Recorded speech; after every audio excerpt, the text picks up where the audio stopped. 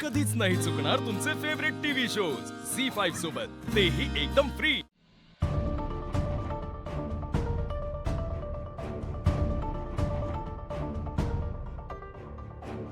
तर तुम्ही मला परत का बोलावलं? सॉरी, मी मगाशी खूप चुकीचं बोललो। आमच्या शाळेने आनंदीला ऍडमिशन द्यायचं ठरवलंय। काय म्हणाल? नाही, माफ करा, पण हे इतक्या पटकन तुमचं मत कसं काय बदललं? अगदी थोड्या वेळापूर्वी तुम्ही म्हणालात की ही शाळा आम्हाला परवडणार नाहीये। मॅडम, आता आणखीन लाजवू नका। खरंच मगाशी मी चुकीचं बोललो, माफ करा। सर, तुम्ही तुमचा निर्णय बदललात त्याबद्दल खरंच खूप धन्यवाद।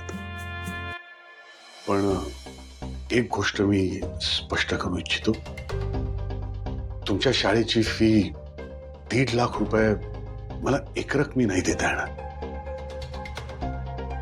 म्हणजे फी नक्की देईन मी, पण 3 हफ्त्यात मी फी देईन। सर, जर तेवढी सवलत तुम्ही देऊ शकलात आम्हाला तर खरंच खूप बरं होईल।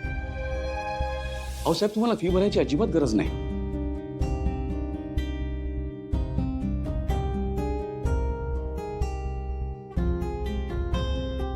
असं कसं?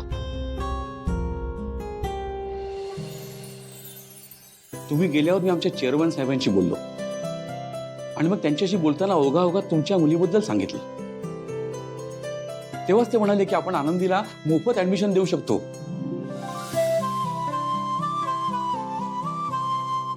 सर, खरं सांगताय का तुम्ही? हो, खरंच सांगतोय। मी चेअरमन साहेबांना तुमच्या मुलीच्या अडचणींसंबंधी सांगितलं, तिच्या वडिलांच्या निधनासंबंधी सांगितलं, तिच्या पायाबद्दल बोललो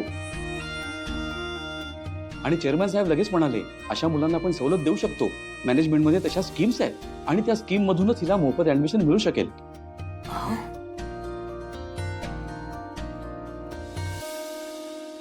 पण सर, युनिफॉर्म, वह्या, पुस्तकं आणि स्कूल बसची फी वगैरे त्याचं कसं करायचं? अहो, तुम्हाला कसलाही खर्च करायचा नाहीये। तुम्ही फक्त तुमच्या मुलीला शाळेत पाठवा।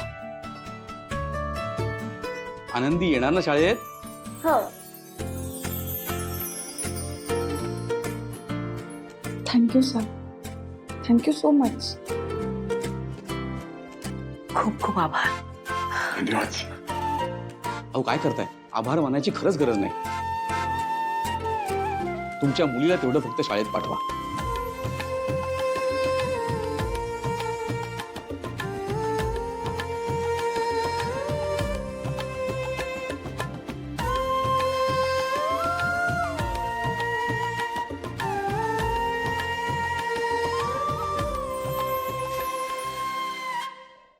झी5 ॲप डाउनलोड करा आणि पहा सर्व एपिसोड्स एकदम फ्री।